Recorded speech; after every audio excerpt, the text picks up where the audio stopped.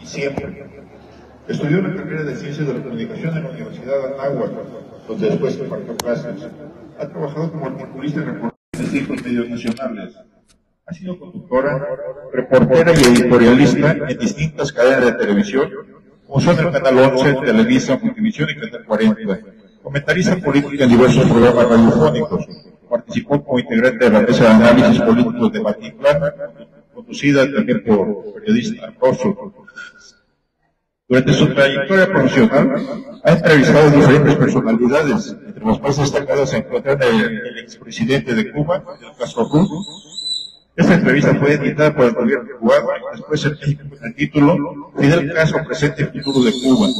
Entrevistó también al jefe espiritual del budismo tibetano, el Dalai Lama, al secretario general de la ONU, Boutros Ghali, y al expresidente de la República de Haití, Jean Bertrand Aristide. Ha publicado cientos de artículos sobre la situación nacional e internacional y dictado diversas conferencias en numerosas universidades de la capital y de toda la República Mexicana. En el año 2006 fue electa diputada federal por el principio de representación proporcional. Participó como miembro de las comisiones de Cultura, Equidad y Género y en la de Feminicidios. Junto con otros legisladores de distintos partidos, también fue autora de la reforma constitucional para el derecho a la cultura y como integrante del Grupo República Laica, impulsó la reforma del artículo 40 de la Constitución para definir al Estado mexicano como una república representativa, democrática, federal y laica, iniciativa que fue aprobada en febrero de 2010 por la Cámara de Diputados. En el marco del centenario de la Revolución Mexicana, coordinó la obra Revolución e instituciones en la que participaron destacados académicos, historiadores, políticos e intelectuales. Ha sido secretario de Cultura del Comité Ejecutivo Nacional del Partido Revolucionario Institucional. En 2016 fue diputada constituyente designada por el Ejecutivo Federal, donde fue parte del grupo de legisladores que redactaron la Carta Magna de la Ciudad de México. Integró las comisiones de Carta de Derechos y la Ciudadanía y el ejercicio democrático. Ha recibido diversas condecoraciones, entre otras, la medalla Gandhi y Queda por su labor a favor de la paz entre los pueblos, la medalla Jesús Reyes Heroles del Comité Ejecutivo Nacional del Partido Revolucionario Institucional, las llaves de la ciudad de Tlaxcala, la medalla Elia Carrillo Puerto por defensora de los derechos de la mujer, la medalla Margarita Maza de Juárez por la defensa de los derechos de la mujer, la Garza de Plata de la Universidad Autónoma de Hidalgo, el premio Fuchimán de la Universidad Juárez del Estado de Tabasco, asimismo el premio Laureana Ray por los derechos humanos y de la mujer, la presea Mujer del Año por el Círculo Internacional Periodístico, el premio a la Mujer Empresaria por Women Entrepreneurship Day. En 2018 fue candidata al Senado de la República por el principio de mayoría relativa por la Ciudad de México. Actualmente es directora general de la revista Siempre y miembro fundador del Movimiento Ciudadano Sí por México, el Frente Cívico Nacional y Unidas. Participa como analista política y desayunando con Carlos Arrafragna en Atípica TV. Pues dejo con nosotros a nuestra invitada, la maestra Beatriz Pajés. Gracias. Gracias sobre todo por invitarme aquí a estar en esta hermosa ciudad de Colima y gracias a Roberto porque efectivamente el primer encuentro que tengo aquí a mi llegada pues es con mis colegas periodistas, tener un acercamiento con mi gremio. Si les parece bien, a mí me gustaría más que ustedes preguntaran, hablar un diálogo, más que yo apoderarme del micrófono. Pero antes sí me gustaría un poco compartir con ustedes algunas inquietudes que tenemos como periodistas, que tenemos como cabeza o dueños de medios de comunicación o simplemente como articulistas, reporteros, porque creo que nunca hemos vivido como periodistas un contexto tan adverso para hacer periodismo. Como yo recordaba aquí efectivamente con algunos amigos, pues vengo de una tradición donde los periodistas de hace 50, 60 años, o quizás un poco más, enfrentaron el poder presidencial. cuando se hacía periodismo únicamente para servir al presidente de la República, donde la línea que tenían que acatar los medios de comunicación era únicamente la que marcaba la presidencia, y hay de aquel medio que no se sometiera o se sujetara a esa línea autoritaria. Creíamos que de alguna manera habíamos superado eso, pero como bien dicen, la democracia y la libertad de expresión nunca es para siempre. Nos equivocamos si llegamos a creer que las libertades las tenemos conquistadas y las tenemos garantizadas de manera permanente. Hoy sabemos que no es así. Y uno de los ejercicios que muestran esto es lo que vemos todos los días, esa pesadilla que se llama las mañaneras, que hace las veces de un tribunal, por no decir de un patíbulo, donde se descalifica permanentemente a la prensa crítica, se insulta, se difama, se burla de los periodistas que tienen un claro compromiso con la independencia y con la libertad de expresión. El Parlamento Europeo, como ustedes saben, y otras organizaciones internacionales que están dedicadas a la defensa de la libertad de expresión, le han dicho en varias ocasiones al presidente que deje de atacar a la prensa, porque en ese momento convierte a todo periodista en un blanco fácil para la agresión, es decir, pone en riesgo su integridad física. Sin embargo, bueno, pues el presidente insiste en denostarnos, sobre todo, por supuesto, a aquella prensa que no le gusta, y este acoso ha favorecido el hecho de que México, como ustedes saben, pues es considerado a nivel internacional como el país más peligroso para ejercer el periodismo. De 2000 a la fecha, esta organización, como artículo 19, ha documentado una cantidad muy importante de periodistas asesinados. Ayer tuvimos un último caso, ahí en Ciudad Juárez, con Ismael García, que no sabemos si tiene que ver directamente con el oficio, con la profesión, pero de cualquier manera esto deja ver que los periodistas estamos en un escenario adverso para ejercer de manera segura nuestras libertades y el ejercicio de la profesión. Pese a estos altos índices de violencia que se le han señalado al presidente, al gobierno, pues ha creado y creó esta sección que se conoce como quienes tienen las mentiras, que fue pensada solamente y exclusivamente para denostar a los periodistas, para descalificar a la prensa crítica y para restarle credibilidad.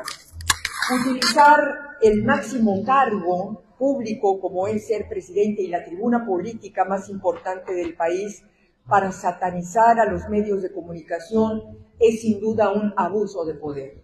El presidente dice una y otra vez que él es un ciudadano común y corriente que tiene derecho a la réplica. Él no es un ciudadano común y corriente. Él ostenta el cargo más importante y esto le da atribuciones, le da facultades muy importantes, les da un poder que otros ciudadanos no tenemos y que nos coloca en una situación de indefensión.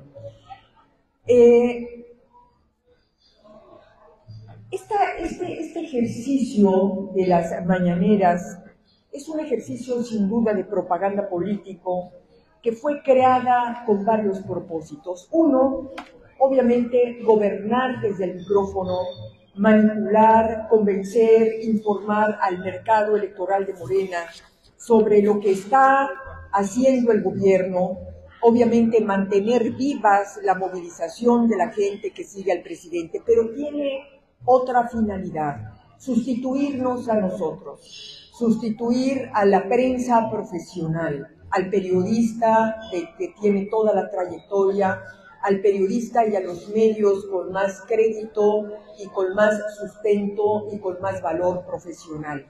¿A quién le da la voz en las mañaneras? Bueno, hay un ejercicio ahí que seguramente ustedes lo conocen, que es vergonzoso, donde todas las mañanas el coordinador, el vocero de presidencia, Jesús Ramírez Cuevas, envía a los celulares de cada uno de los reporteros que van a cubrir el evento, les manda las preguntas que deben hacer al presidente para que el presidente se pueda lucir y pueda dar respuesta a lo que él quiere dar respuesta. Por supuesto, sabemos que se le niega la pregunta, se le niega la palabra a aquellos representantes de los medios de comunicación que están identificados por el gobierno o que están identificados por la oficina presidencial como medios críticos. Tenemos entonces, creo yo, los periodistas hoy un enorme reto, y creo que el enorme reto es seguir defendiendo nuestras libertades, seguir defendiendo el ejercicio de una prensa crítica. ¿Y por qué? Por algo muy importante, porque creo que en el 2024 se vienen las elecciones y el proceso electoral más peligroso en la historia de todos los tiempos. Nunca, como antes, han estado en riesgo la posibilidad de que haya una alternancia en el poder.